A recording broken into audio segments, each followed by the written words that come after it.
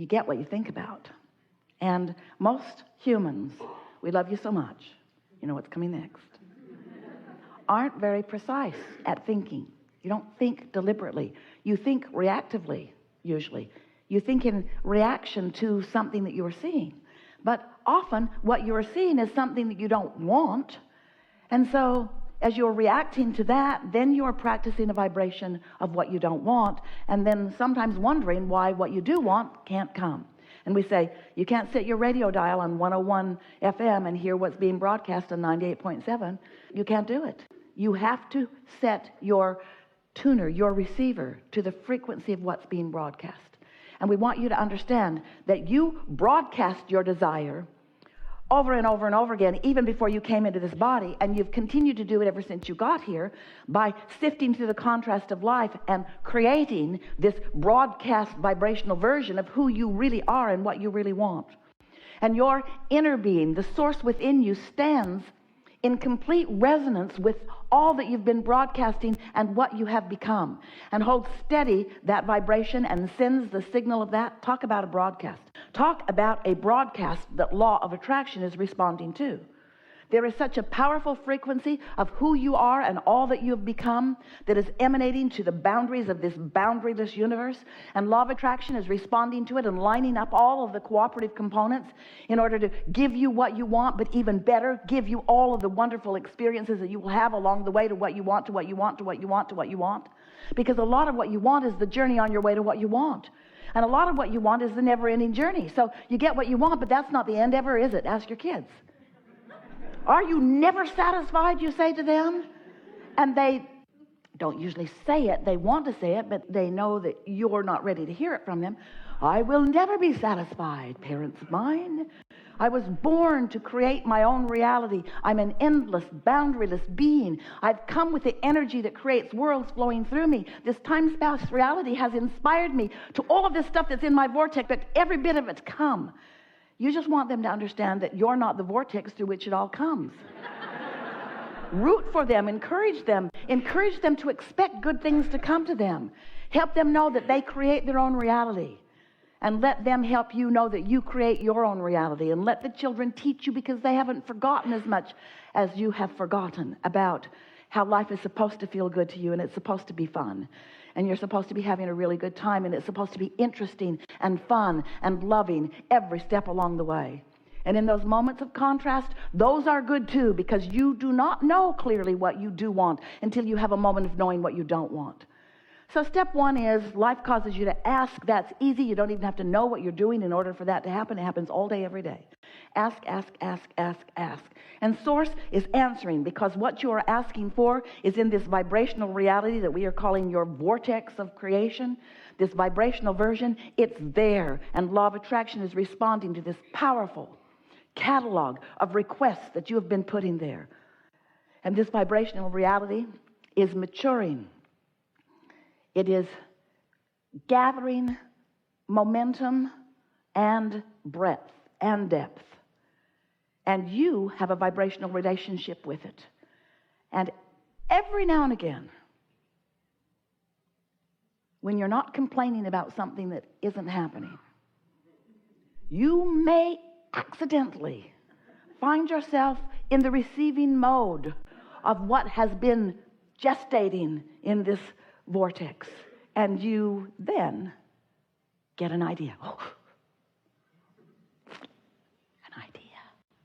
an idea, a feeling of desire. You know how that feels, don't you? Before you kill it with your doubt, or before you remember that you've wanted it before. In other words, whoosh, there it is. Receiving mode. So the key to deliberate creation is to get into the receiving mode, accidentally or on purpose, but to know when you're there, to recognize what it feels like to be in pure vibrational concert with that source energy, with your own creation. That's what step 4 is. The mastery of acknowledging what the receiving mode is and being able to get there when you want to and stay there because you like it. And then there's step 5. Step 5 is our favorite step. That's where you go back to step 1 and you're not mad at yourself. Step 5 is where you acknowledge that this is the process of life and that you're going to be sifting and sorting, and you're going to know what you don't want often before you know what you do want. But knowing what you do want is so important that you are loving and embracing the concept of contrast. You love this variety in which you live and all of the components. So many magnificent people here to co-create with you. All of you wanting different things, some same things, but you are each unique in what you want. And none of you would be a fraction of who you now are if it weren't for the others who are varied from that which you are. Most humans are running around looking for people to agree with them, to sort of support them in their desires. And if you knew what we knew, if you could see what we see, if you could understand the support that your vortex of creation already has, you wouldn't be looking for other humans to back you up with their agreement.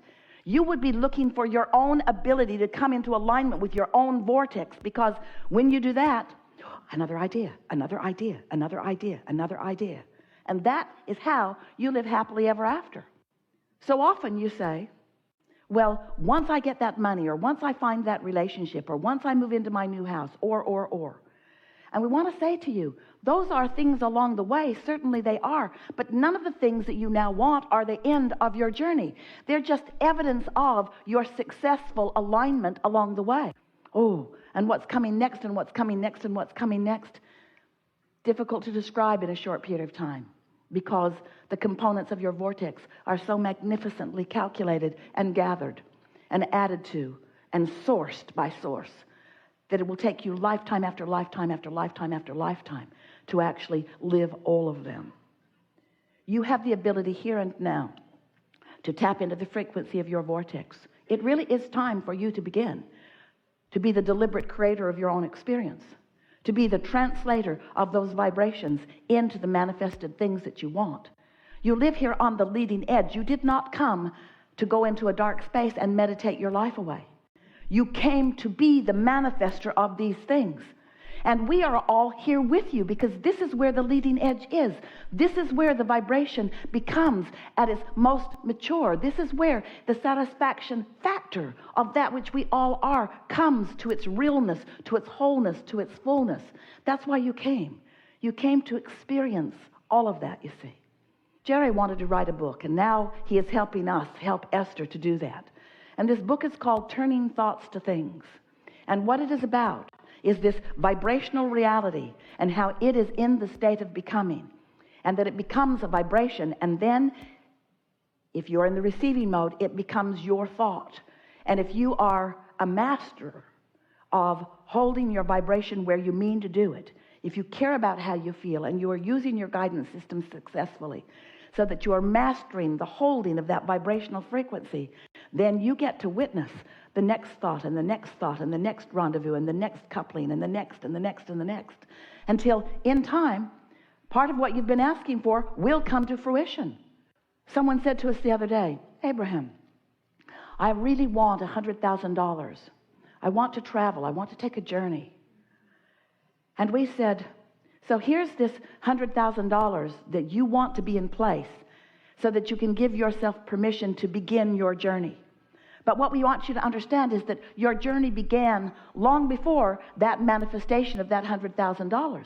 Your journey began with the pieces that you put into the vortex, and it continued as your vortex gestated, and law of attraction and the inner being within you added to it. And law of attraction brought cooperative components. It was already underway. And when you received that idea that you said, oh, I desire this, that was the journey too, and the next, and the next, and the next, and the next. But when you say, my journey doesn't begin until I get over here, till I meet my mate, or until I get my house, or until I get that job, or until, then you are negating, you are slowing it down. If you can allow yourself to feel the momentum of the journey before it is something that is tangible, then you will stop slowing your manifestations down. Now that was the most leading edge conversation that we've ever had with any group. We want you to understand that this manifestation that you think you need, if you're waiting for the manifestation before you're excited about what comes before it, that manifestation won't show up. You've got to be excited about being happy about the idea of prosperity. You've got to be happy about the idea of prosperity, or you can't be prosperous. You cannot be angry that you are not prosperous. and ever be. You cannot be discouraged on a consistent basis. You can't be more about the bills and the debt. You can't be jealous of those who are prosperous, or angry at those, or mad at yourself for not being. You can't be mad at your parents that they didn't leave you an inheritance. Because they left you an inheritance beyond anything that we can even find physical words to describe. It's time for you to cash in your vibrational currency. It's time for you to accept that your vortex is ripe and rich. It's time for you to become the vibrational being that you are. It's time for you to care about how you feel. It's time for you to understand that how you feel matters a lot. It's time for you to foster those good feelings. It's time for you to lean toward positive rather than negative. It's time for you to let the momentum of your experience be about praise, not criticism. Is it? Is the momentum of your experience about praise? Is it about positive expectation?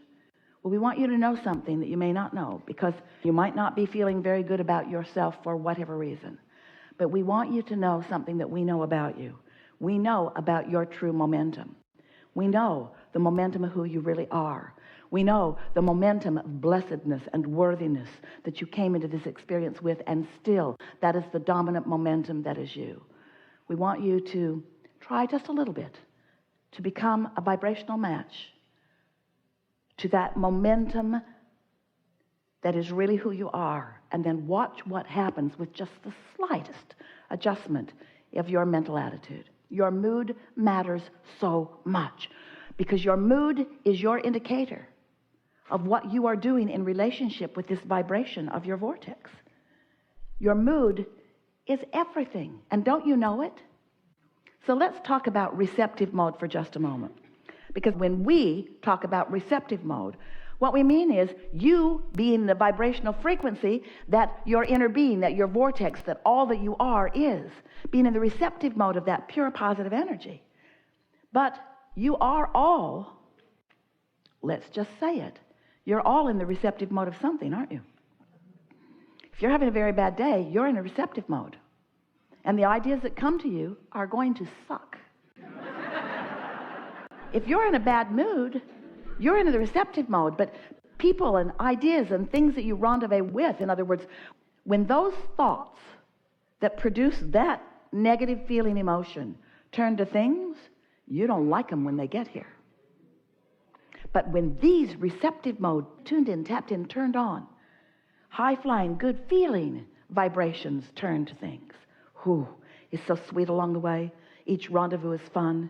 You find yourself more clever, more willing, more ready, more able, as are those who come into vibrational alignment with you. And as those thoughts are turning to things, oh, what a wonderful experience it is. And as the manifestations unravel, unfold, reveal themselves to you, and others take a look at them, they want to say, who are you? How is it that your life is like that? Esther has been noticing, because much of her life turns to those kinds of things, and some of her life turns to these kinds of things. And the most wonderful thing is happening.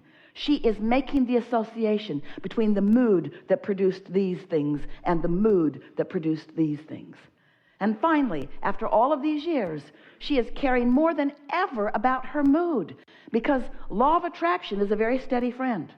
Law of attraction will not help Esther, nice as she is, to be the one exception in all of the universe that she can be in a bad mood and take action from that bad mood and not then experience the further action of all of that. Because if you feel negative emotion and you don't do something about distracting yourself from it, changing the subject, taking a nap, meditating, going to bed and waking up on a different vibrational foot, if you don't tend to the vibrational emotion that is negative, don't worry, it will get bigger. It will get bigger, it will get bigger, it will get bigger, and you will get ornerier, and you will get ornerier, and you will get ornerier, until there is a manifestation that you just have to say, oh, I get how that has become.